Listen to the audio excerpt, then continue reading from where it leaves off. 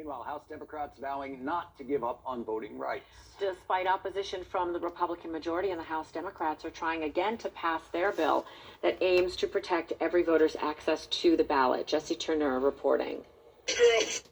House Democrats are ready to get into some good trouble. On National Voter Registration Day, Alabama Congresswoman Terry Sewell reintroduced a bill that she says would push back against attacks on voter access. Closing polling stations without notification, bans on early voting and vote by mail, strict ID requirements. The John Lewis Voting Rights Advancement Act would require approval from the Justice Department before states with a recent history of voter discrimination can change election laws and procedures.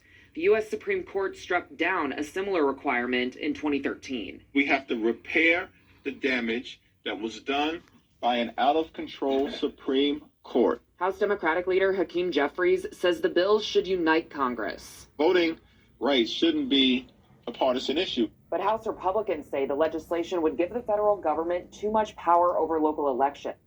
Bills should unite Congress. Voting rights shouldn't be a partisan issue. But House Republicans say the legislation would give the federal government too much power over local elections, and they recently advanced their own election package to the House floor. Equip states with tools to implement common sense election integrity reforms. It strengthens elections in D.C., and it protects Americans' First Amendment rights. During the markup, Wisconsin Congressman Brian Steele argued requiring voter ID and preventing non-citizen voting would ultimately increase turnout. When American voters are more confident, they're more likely to participate. But even if the Republican bill passes, it's also unlikely to become law, since Democrats control the Senate and White House. In Washington, I'm Jessi Turnure.